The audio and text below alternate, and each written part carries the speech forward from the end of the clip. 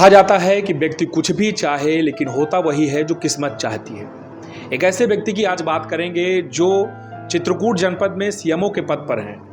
उनकी क्या संघर्ष की कहानी रही है, उनकी क्या दास्तां रही, भविष्य वो कैसा देख रहे हैं और स्वास्थ्य जो अमला है उसको कैसे संभालते हैं, इन सारे विषयों पर उनसे हमारी बातचीत होगी।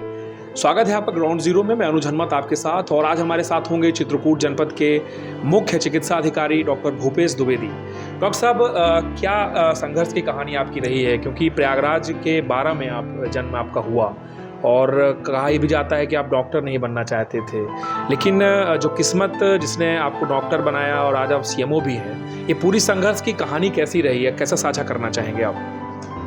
तो अभी आपने जैसा कहा कि होता वही है जो भाग्य में विधाता ने लिख रखा होता है। हम ईश्वरवादी रहें और मन लगा के अपने कार्यों को ईमानदारी से करें। जीवन का यही मूल मंत्र है जो मैंने अपने माँ बाप से सीखा। मेरा जन्म प्रयागराज के ही 12 तहसील के लालापुर थाने में ग्राम कंचनपुर में जमुना जी के किनारे है, तो दुर्गम एरिया में हुआ था। हम लोग 8 भाई बहन हैं, 4 भाई 4 बहन। पिताजी हमारे एयरफोर्स में थे, उनका निरंतर ट्रांसफ़र होता रहता था। माताजी हम लोगों को लेकर के जीवन में स्ट्रगल की। माँ हमारी एक गांव की थी जो शायद स्कूल कभी नहीं गई थी, और उन्होंने बच्चों को परवरिश किया। हम लोग चारों भाई चारों बहन को माताजी के संरक्षण में पढ़ाई हुई। माताजी हम लोग जब कक्षा 2 में थे तो माताजी लेके शहर रहे, किराए के मकान पे लेके रही उन्होंने। हमारे सारे भाई बहन पढ़ने बहुत अच्छे थे। दोनों बड़े भैया हमसे सब 4 फर्स्ट क्लास थे और बहनें भी 4 फर्स्ट क्लास थीं, और मैं कभी फर्स्ट नहीं आया। जीवन में ऐसा सेकंड डिवीजन ही पास हुआ, लेकिन माँ बाप का आशीर्वाद शायद 8 बच्चों में सब ज़्यादा मेरे ऊपर रहा, और मैंने जीवन में कभी कोई गलत काम नहीं किया और कम से कम झूठ नहीं बोला। भले पढ़ाई नहीं किया, लेकिन जो भी करता था ईमानदारी से करता था। हम लोग बचपन में खेलना कूदना यही सब था। तो डीएवी कॉलेज से मैंने हाई स्कूल किया, फिर खत्ती पाठशाला से इंटर किया। जीवन में हर स्टेप बाय स्टेप काम हुआ। डीएवी, फिर खत्ती पाठशाला, फिर सीसी से बीएससी। उसके बाद सौभाग्य से या प्रभु की विशेष कृपा से मेरा सिलेक्शन सीपीएमटी में हुआ, और इलाहाबाद मेडिकल कॉलेज से मैंने एमबीबीएस किया। किस दौर की बात है सीपीएमटी? जब मैं 84 में जब मैंने बीएससी किया तो हम लोग क्रिकेट, गुल्ली डंडा वगैरह गाँव फील्ड में बहुत खेला करते थे। तो भैया ने कृष्णा कोचिंग एडमिशन इसलिए करा दिया था खेलना बंद हो जाए। किसी को उम्मीद नहीं थी कि मैं डॉक्टर बन जाऊँगा। ये सोच कर एडमिशन कराया गया था कि खेलना बंद हो जाए। बाबूजी हमारे कहते थे ये गधा तो कभी चपरासी भी नहीं बनेगी। तो लेकिन मैं अब जो भी करता था मन लगा करता, चाहे खेला तो भी मन लगा खेला। पढ़ाई के लिए मुझे भैया लोगों ने बंद कर दिया कमरे में 6 महीना, बोला कमरे से बाहर ही निकलोगे। उस समय ना वहाँ मोबाइल था, ना टीवी थी, ना रेडियो था, कुछ नहीं था। एक कमरा, एक कमरा और कमरा, और प्लस मोटी मोटी गाइड किताबें वही। तो मैंने 3-4 महीना वही जो गाइड्स आती थी मल्टीपल चॉइस क्वेश्चन की, उन्हीं की पढ़ाई किया। और उसमें मेरा सिलेक्शन पहले हुआ था bachelor of fisheries science Pantnagar में। मैंने वहाँ ज्वाइन कर लिया था, और भगवान को थैंक यू बोला कि आपने इतना बड़ा सिलेक्शन करा दी, बहुत बड़ी चीज़ मेरे लिए थी। उसके बाद फिर 15 अगस्त 85 को रिजल्ट आया। मुझे कोई उम्मीद नहीं थी, मैंने रिजल्ट भी नहीं देखा था कि मेरा सिलेक्शन होगा। घर वालों को कोई उम्मीद नहीं थी। हमारे जो सेकंड नंबर भैया उन्होंने रिजल्ट देखा, उन्होंने बाबूजी को बताया कि हमारा सिलेक्शन हो गया, रोल नंबर है उसमें। बाबूजी ने कहा नहीं, रोल नंबर गलत छपा, इसका हो ही नहीं सकता। तब भी तो बाबू भैया जी मेडिकल कॉलेज गए, वहाँ मेडिकल लिस्ट लग जाती है जिसमें कि नाम, फादर्स नेम, एड्रेस पूरा लिखा होता है। तो भैया उसमें देख के आज मुझे शाम को फ़ोन किया गया पंतनगर, तो मैं वहाँ से आया। फिर मैंने मेडिकल कॉलेज में एडमिशन लिया, धीरे धीरे पढ़ाई शुरू हुई। मैंने जीवन में एक चीज़ सीखा है कि जीवन में कभी गलत संगत, गलत साथ में नहीं जाना चाहिए, और कक्षा में नियमित 100% उपस्थिति आपकी होनी चाहिए। आप घर पे कमरे पे कितना पढ़ रहे नहीं पढ़ रहे हैं वो अलग बात है, लेकिन आप क्लास में उपस्थित रहेंगे तो कम से कम आपको हर चीज़ के बारे में अच्छी नॉलेज रहेगी। मैंने कभी कोई क्लास नहीं मिस किया, भले रूम पे नहीं पढ़ाई किया, भले किताब नहीं पढ़ा, लेकिन क्लास सारी अटेंड किया।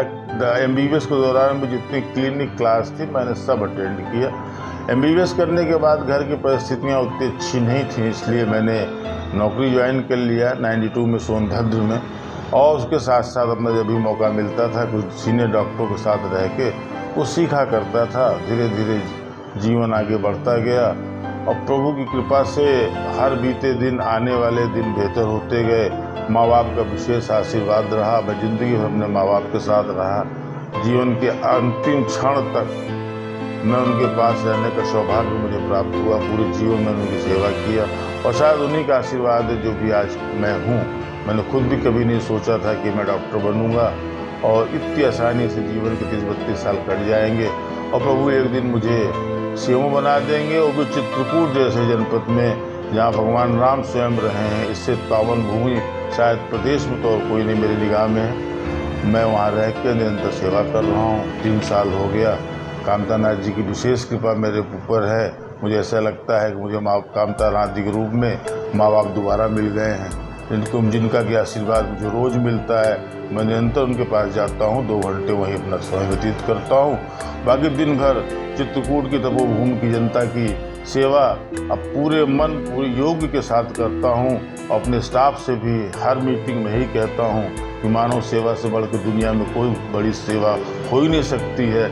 हम लोग भाग्यशाली हैं कि विधाता ने हमको इस सेवा के लिए चुना है और ऐसी भूमि पे हम लोग सेवा दे रहे हैं जहाँ हजारों लाखों लोग आकर के तपस्या करने के लिए, दान दक्षिणा देने के लिए, दर्शन करने के लिए परेशान रहते हैं। हम लोग यहाँ रह कर के निस्वार्थ भाव से यहाँ के लोगों की सेवा कर दें, यही जीवन के लिए सबसे बड़ा सौभाग्य है। इस आस्था इस विश्वास से मैं काम कर रहा हूँ।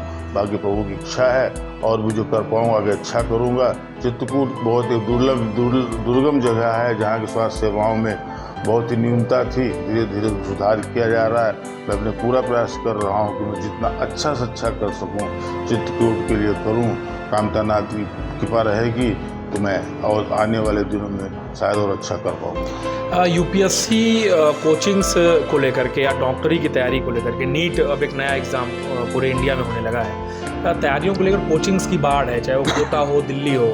आपके दौर की कोचिंग कैसी थी, सेल्फ स्टडी कैसी थी और आज का युवा किसे प्रेफर करे, सेल्फ स्टडी को करे या भेड़ चाल में भगता चला जाए? क्या चाहते हैं आप, क्या मैसेज देना चाहते हैं? आज के युवा को पहली चीज तो कि ईमानदारी और लगन से कार्य में लगना चाहिए। पहले के टीचर्स जो थे वो निस्वार्थ भाव से कोचिंग या पढ़ाई करते थे, स्टूडेंट्स को अपना बच्चा समझ के पढ़ाते थे। उस दौर में कोचिंग या ट्यूशन पढ़ाना प्रोफेशन तो था, लेकिन 100% नहीं थी। उसमें आस्था और एक विश्वास भी था, एक अपनापन भी था। आज की डेट में जितने भी कोचिंग संस्थान या जितने भी शिक्षा संबंधी व्यवस्थाएं हैं वो 100% प्रोफेशनल हो गई हैं। हर व्यक्ति का उद्देश्य कि अधिक से अधिक धन कैसे अर्जित। उस दौर में नहीं सोचा आपने दिल्ली कोटा ऐसा कुछ था नहीं क्या? नहीं, मुझे सिर्फ ये था कि मैं जहाँ भी रहूँ अपने माँ बाप के पास रहूँ और माँ बाप के साथ रहूँ जब तक उस पृथ्वी पे हैं। क्योंकि मेरा मानना ये है कि माँ बाप का अगर आपको दिल से आशीर्वाद मिल जाए तो जीवन में कोई चीज़ आपके लिए दुर्लभ नहीं है। अच्छा, एक बात ये भी कही जाती है, जो आपका कार्य करने का ढंग है, एकदम मस्त रहते हैं आप अपनी नौकरी में, बहुत दबाव लेते भी नहीं और कर्मचारियों को देते भी नहीं। तो ये जो हंसी का माहौल और सख्त भी इतने हो गए कि फिर लोकल लैंग्वेज में भी आप कर्मचारियों को समझा देते हैं, ये जो सलीका है ये खुद का है भूपेश द्विवेदी का या इससे कहीं से सीखा आपने कहीं? कुछ तो माहौल साथ का। जब मेरे गुरु थे जिनके सानिध्य में रह कर के मेडिकल लाइन में काफ़ी कुछ देखा, डॉक्टर गुप्ता साहब, उनको देखा, उनसे सीखा, बाकी और लोगों से सीखा। दूसरा मेरा मानना है कि जीवन को हम जब भी दिल से जीते, दिमाग से नहीं, जीवन को जितना हो सके दिल से जीना चाहिए। जब दिमाग से जीते हैं तो हम प्रोफेशनल हो जाते हैं और जब दिल से जीते हैं तो मस्ती से जीते हैं। मैं दिल से जीता हूँ, हर काम दिल से करता हूँ, शायद इसलिए मैं हर कंडीशन में कोशिश करता हूँ खुश रहूँ। अच्छा, एक वाकया और याद आता है कि ये बात ही है, अब कितनी सही है आप ही बताएंगे। कहा जा रहा था कि चुनाव में इंटरेस्ट राजनीति में है, भूपेश द्विवेदी नौकरी छोड़ देंगे, टिकट मिलने वाला था। ये क्या बातें उड़ रही थी या है ये मन में ये चीज़ है कि सेवा करना चाहते हैं? ना, मेरा इंटरेस्ट राजनीति में शुरू से था, आज भी है। बस ईश्वर की जिस दिन कृपा होगी, अवसर मिल जाएगा, उस दिन करूँगा। क्योंकि मेरा मानना है कि सीएमओ रह के या डॉक्टर रह के हम पर्टिकुलरली एक सर्टेन एरिया, एक सर्टेन फील्ड में एक लिमिटेशन के अंदर कुछ कर सकते हैं। अगर बड़े स्तर पे हम कुछ करना चाहते हैं तो उसके लिए राजनीति जरूरी है, और मैं राजनीति में आकर के कुछ ऐसा करना चाहता हूँ। राजनीति में अपने लिए नहीं करना चाहता हूँ, राजनीति में लोगों के लिए करना चाहता हूँ, बल्कि समाज को मैसेज देना चाहता हूँ कि राजनेता को किस तरीके से जीना चाहिए, क्या करना चाहिए, और जनता के लिए हम क्या कर सकते हैं। अपने लिए सब कर लेते हैं, दूसरों के लिए करने में सुख मिलता है। तो संतुष्ट है आप मौजूदा राजनीति से, मौजूदा राजनीतिक कलेवर से संतुष्ट हैं क्या? मैं इस पद पे रह के राजनीति के बारे में कोई कमेंट करना उचित नहीं समझता हूँ, लेकिन मुझे ऐसा लगता है कि शायद अभी बहुत सुधार की जरूरत है। सरकार उस एरिया में कार्य कर रही है, हो सकता है आने वाला दिन और बेहतर हो। अच्छा, एक बदलाव देख रहा हूँ कि आकांक्षी जिला है चित्रकूट, ग्रामीण इलाकों में जो PHCs हैं, CHCs हैं, बहुत सुधार आ गया है और इस सुधार को लोग स्वीकार कर रहे हैं। तो ये जो चैलेंज था कि आप एक आकांक्षी जिले जाएंगे, स्थिति ठीक नहीं रहेगी, संसाधन ठीक नहीं रहेंगे, कर्मचारियों की संख्या कम रहेगी, उसे कैसे ठीक किया इन 3 सालों में भूपेश द्विवेदी ने? मेरा मानना ये होता है कि जब आप किसी चीज़ को दिल लगा के अपना समझ के करते हैं, और जब आप कोई चीज़ फॉर्मेलिटी में नहीं बल्कि सोच के करते हैं कि चाहे जैसे भी हो मुझे इसको अच्छे से अच्छा करना है, और ये जितने लोग हैं जिनको मैं सेवाएं दे रहा हूँ सब मेरे लोग हैं या भगवान के जन हैं, इनके लिए जो भी हम अच्छा करेंगे उसका प्रत्यक्ष अप्रत्यक्ष रूप से पुण्य या भगवान का आशीर्वाद मुझे कहीं ना कहीं मिलेगा। जब आपकी सोच अच्छी होती है, आपका प्रयास अच्छा होता है, तो उस पर हर चीज़ का रास्ता बना देता है, हर चीज़ व्यवस्था बन जाती है और धीरे धीरे चीज़ अच्छी होती चली जाती है। अच्छा, आखिरी सवाल है, चित्रकूट एक्सप्लोर किया आपने, आप परिक्रमा डेली लगाते हैं, कैसा चित्रकूट लगा आपको? आपकी नज़र में क्या है चित्रकूट? चित्रकूट का वर्णन शब्दों में नहीं किया जा सकता है। शायद मेरा कहना है कि पृथ्वी पे ऐसी कोई दूसरी जगह नहीं है, लेकिन दुर्भाग्य रहा कि चित्रकूट का विकास, चित्रकूट के बारे में जितना खोजा जाना चाहिए था, चित्रकूट को जितना एक्सप्लोर करना चाहिए था, चित्रकूट में और जो विकास होने चाहिए थे, किसी वजह से हो नहीं पाया। जैसे आज भी चित्रकूट काफ़ी पिछड़ा हुआ है।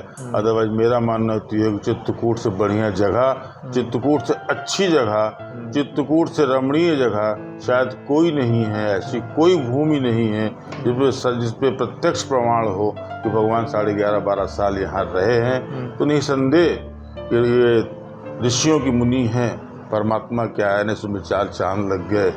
हम लोग चाहें तो इस धरा को जन्नत बना सकते हैं। भविष्य में कभी मौका मिला तो मैं भी इसमें अपना कंट्रीब्यूशन दूंगा बस। अच्छा, एक चीज़ और मुझे याद आ रही है, अब इंटरव्यू ख़त्म ही हो रहा है, अगर लड़ना चाहेंगे सेवानिवृत्ति के बाद या सेवानिवृत्ति में बीच में आप नौकरी छोड़ भी दें तो कौन सी सीट होगी सेवा की?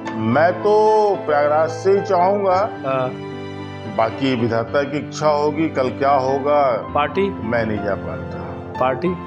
पार्टी से कोई फर्क नहीं पड़ता, जनता की सेवा करने का मौका मिले, किसी भी रूप में मिले, कहीं से मिले। चलिए, धन्यवाद, बहुत बहुत धन्यवाद। ग्राउंड जीरो में हमारे साथ थे भूपेश द्विवेदी, जो कि उतने ही मुखर हैं जितने वो सरल और सौम्य हैं, और शायद यही जो उनका स्वभाव है वो लोगों को पसंद आता है। तो चित्रकूट के इन अधिकारी जो थे उनसे हमने आपसे बातचीत की और आपके सामने रखे उनकी जो भी बातें थी, जितना भी आप सीख सकते हैं, और युवाओं को जो नसीहतें उन्होंने दी है उसे भी युवा फॉलो कर सकते हैं। लगातार हमारे साथ जुड़े रहिए, फिर मिलते हैं किसी एक व्यक्ति के साथ और टटोलने का प्रयास करते हैं कि आखिर किन वजहों से व्यक्ति आगे बढ़ता है और कौन सी वजहें होती हैं जिन्हें डट कर व्यक्ति अगर मुकाबला करे तो वो सरल स्वभाव को अपने बनाए रख सकता है। वीडियो जर्नलिस्ट विकास के साथ अनुज अहमद, ग्राउंड जीरो।